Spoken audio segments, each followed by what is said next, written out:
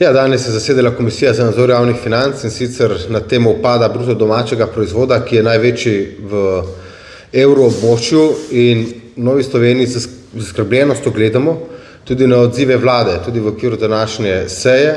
Pravijo, da smo še vedno v dobri kondiciji, medtem ko vse resne strokovne institucije, domače in tuje, opozarjajo, da je seveda razlog za skrb pač zelo velik in da bo potrebno pri načrtovanju naslednjih proračunov, pa tudi letošnjega rebalansa proračuna, biti zelo previden.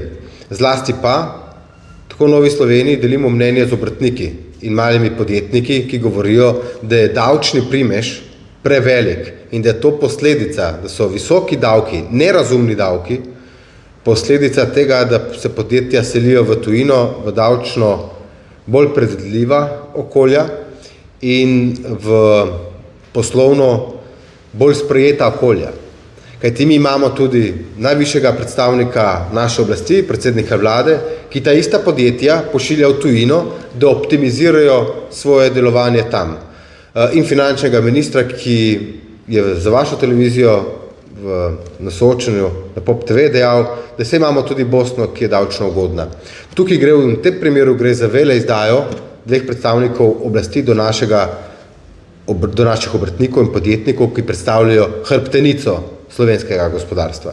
In danes smo to pač naslovili v okviru seje Komisije za nadzor javnih financ.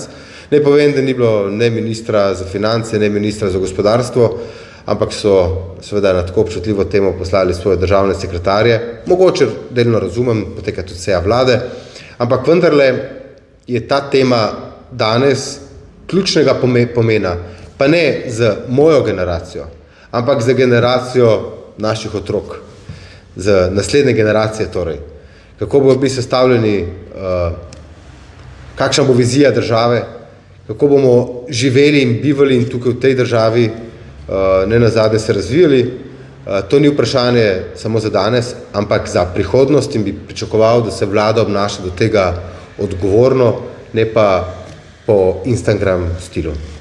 Glede, rekli ste, da sekretar za ministrstvo za gospodarstvo je bil z vami, zdaj koalicija je umaknila ta predlog o gostinstvu, precej pripomb je bilo tudi zakonodajno-pravne službe državnega zbora glede urejanja kratkoročnih najemov, stališče Nove Slovenije.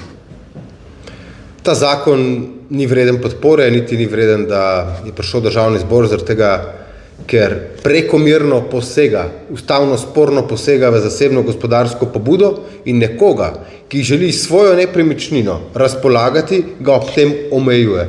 In jaz sem vesel, oziroma sem zadovoljen, da je vlada, bom rekel, začasno uvidela te pritiske, ki smo jih izvajali tudi v Novi Sloveniji, kajti to gre za ustavno materijo razpolaganja svojo lastno nepremičnino in je šla vlada tukaj, tako kot pri drugih stvareh, je šla preko meja, izključno zaradi par všečkov, ki bi jih potem na volitvah pridobili, ampak ne moramo in poslovnikov, zakonodaje in ustave pač kršiti na takšen način. Samo še na koncu glede resolucije o obrambi, danes je to na vladi neko splošno stališče kot Vrtovec.